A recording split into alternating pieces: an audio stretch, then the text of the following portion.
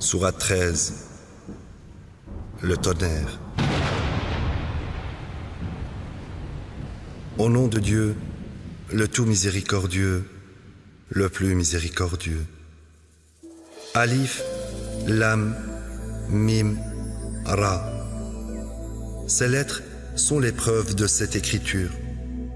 Ce qui t'est révélé de la part de ton Seigneur est la vérité, mais la plupart des gens ne croient pas.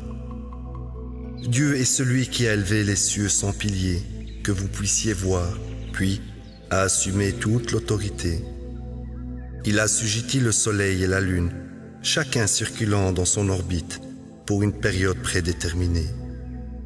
Il contrôle toutes choses et explique les révélations pour que vous puissiez atteindre la certitude au sujet de la rencontre avec votre Seigneur.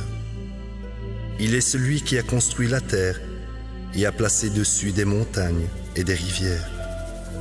Et des différentes sortes de fruits, il les a faites par paires, mâles et femelles. La nuit rattrape le jour. Ceci sont des preuves solides pour les gens qui réfléchissent. Sur terre, il y a des passerelles contiguës qui produisent des vergers de raisins, des récoltes, des palmiers, dioïques ou non dioïques. Bien qu'ils soient irrigués avec la même eau, nous en préférons certains par rapport à d'autres pour l'alimentation. Ceci sont de solides preuves pour les gens qui comprennent. Si jamais tu t'étonnes, le vrai étonnement est leur dire « Après que nous nous transformions en poussière, sommes-nous recréés à nouveau ?» Ceux-ci sont ceux qui mécroient en leur Seigneur. Ceux-ci sont ceux qui ont encouru les chaînes autour de leur cou. Ceux-ci sont ceux qui ont encouru l'enfer, où ils demeurent pour toujours. Ils te défient de faire venir le sort funeste sur eux, plutôt que de devenir droits. Suffisamment de précédents ont été établis pour eux dans le passé. En effet, ton Seigneur est plein de clémence envers les gens, malgré leurs transgressions, et ton Seigneur est aussi strict dans l'application du châtiment. Ceux qui mécroient disent « Si seulement un miracle pouvait descendre sur lui de la part de son Seigneur, nous croirions alors. Tu es simplement un avertisseur. Chaque communauté reçoit un enseignant guide. Dieu sait ce que chaque femme porte et ce que chaque utérus libère ou acquiert. Tout ce qu'il fait est parfaitement mesuré. Celui qui connaît tous les secrets et déclarations, le suprême, le plus haut. Cela revient au même que vous dissimuliez vos pensées les plus profondes ou les déclariez, ou que vous vous cachiez dans l'obscurité de la nuit ou agissiez en plein jour. Des équipes d'anges se relaient, restant avec chacun de vous. Ils sont devant vous et derrière vous. Ils restent avec vous et vous gardent conformément aux ordres de Dieu. Ainsi, Dieu ne change pas la condition des gens, à moins qu'ils ne prennent eux-mêmes la décision de changer. Si Dieu veut la moindre épreuve difficile pour les gens, aucune force ne peut l'arrêter, car ils n'ont personne à côté de lui, comme Seigneur et Maître. Il est celui qui vous montre les éclairs comme source de crainte, ainsi que d'espoir, et il suscite les nuages chargés. Le tonnerre loue sa gloire et les anges font de même, par révérence pour lui. Il envoie les foudres qui frappent conformément à sa volonté. Malgré cela, ils argumentent à propos de Dieu, bien que son pouvoir soit terrifiant. L'implorer est la seule supplication légitime, tandis que les idoles qu'ils implorent à côté de lui ne peuvent jamais répondre. Ainsi, ils sont comme ceux qui tendent leurs mains vers l'eau, mais rien n'atteint leur bouche. Les supplications des mécréants sont vaines. Devant Dieu se prosterne tout le monde, dans les cieux et la terre, bon gré, mal gré, et leurs ombres font de même, matin et soir. Dis, qui est le Seigneur des cieux et de la terre? Dis, Dieu.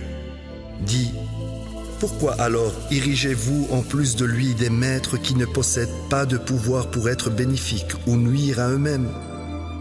Dis, l'aveugle est-il pareil au voyant? L'obscurité est-elle pareille à la lumière? Ont-ils trouvé des idoles en plus de Dieu qui ont créé des créations similaires à ses créations, au point de ne plus distinguer les deux créations? Dis, Dieu est le créateur de toutes choses, et il est l'unique, le suprême. Il fait descendre l'eau du ciel, provoquant le débordement des vallées. Puis les rapides produisent une écume abondante. De manière similaire, lorsqu'ils utilisent du feu pour affiner les métaux pour leurs bijoux ou leur équipement, de l'écume est produite. Dieu cite ainsi des analogies pour la vérité et le mensonge. Quant à l'écume, elle se perd, tandis ce qui profite aux gens reste près du sol. Dieu cite ainsi les analogies. Ceux qui répondent à leur Seigneur méritent les bonnes récompenses. Quant à ceux qui échouent à lui répondre, s'ils possédaient tout sur terre, même 2 fois plus, ils le donneraient volontiers comme rançon. Ils ont encouru la pire reddition des comptes, et leur dernière destinée est l'enfer. Quelle misérable destinée! Celui qui reconnaît que les révélations de ton Seigneur sur toi sont la vérité, est-il égal à celui qui est aveugle? Seuls ceux qui possèdent de l'intelligence prendront considération. Ils sont ceux qui remplissent leurs promesses envers Dieu et ne violent pas l'engagement. Ils joignent ce que Dieu a ordonné d'être joint, révèrent leur Seigneur et craignent l'épouvantable reddition des comptes. Ils persévèrent avec constance dans la recherche de leur Seigneur, observent les prières de contact, dépensent de nos provisions pour eux, secrètement et publiquement, et contre le mal par le bien. Ceux-ci ont mérité la meilleure demeure. Ils entrent dans les jardins d'Éden, ensemble, avec les justes parmi leurs parents, leurs époux et leurs enfants. Les anges entreront auprès d'eux par toutes les portes. Que la paix soit sur vous, parce que vous avez persévéré avec constance. Quelle joyeuse destinée! Quant à ceux qui violent l'engagement pris avec Dieu, après avoir fait le serment de le respecter et rompent ce que Dieu a ordonné d'être joint, et commettent le mal, ils ont encouru la condamnation, ils ont encouru la pire destinée. Dieu est celui qui augmente les provisions pour quiconque il veut ou les retient. Ils sont devenus préoccupés par cette vie, et cette vie, comparée à l'au-delà, est néant. Ceux qui mécroient disent: si seulement un miracle pouvait descendre sur lui de la part de son Seigneur, nous croirions. Dis, Dieu égare quiconque il veut, et ne guide vers lui que ceux qui obéissent. Ils sont ceux dont les cœurs se réjouissent en se souvenant de Dieu. Absolument, en se souvenant de Dieu, les cœurs se réjouissent. Ceux qui croient et mènent une vie droite ont mérité le bonheur et une joyeuse destinée. Nous t'avons envoyé à cette communauté, tout comme nous l'avons fait pour d'autres communautés dans le passé. Tu leur réciteras ce que nous te révélons, car ils ont mécru au tout miséricordieux. Dis, il est mon Seigneur, il n'y a aucun Dieu excepté lui. Je mets ma confiance en lui seul, à lui est mon ultime destinée. Même si un Coran faisait se déplacer les montagnes, ou se déchirer en lambeaux la terre, ou parler les morts, ils ne croiront pas.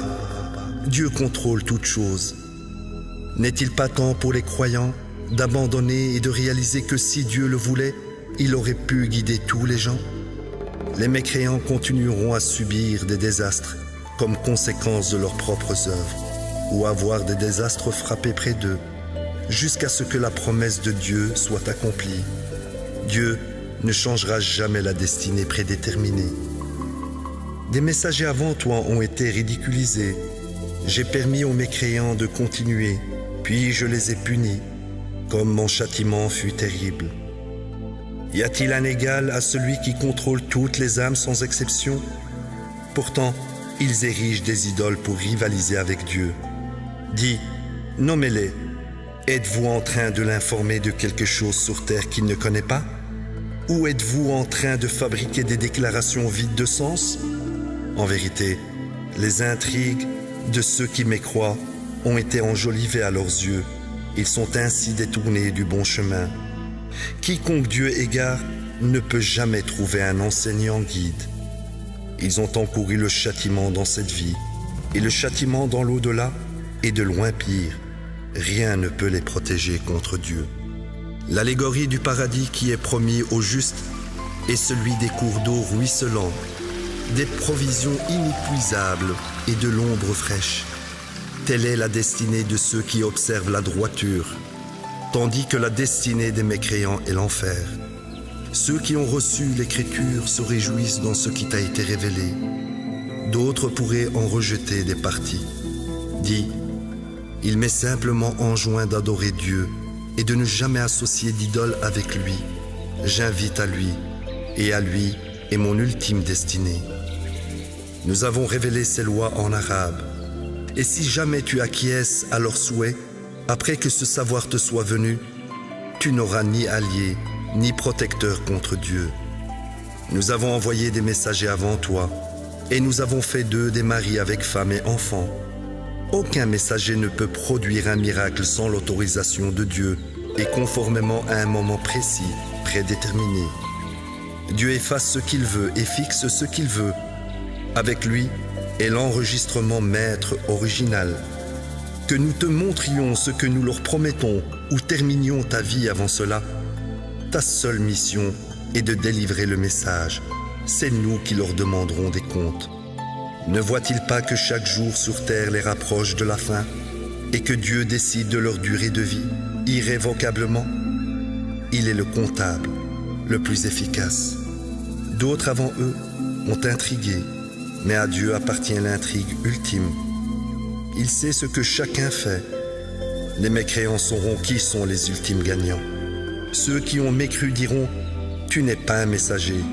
Dis « Dieu suffit comme témoin entre moi et vous et ceux qui possèdent le savoir de l'Écriture ».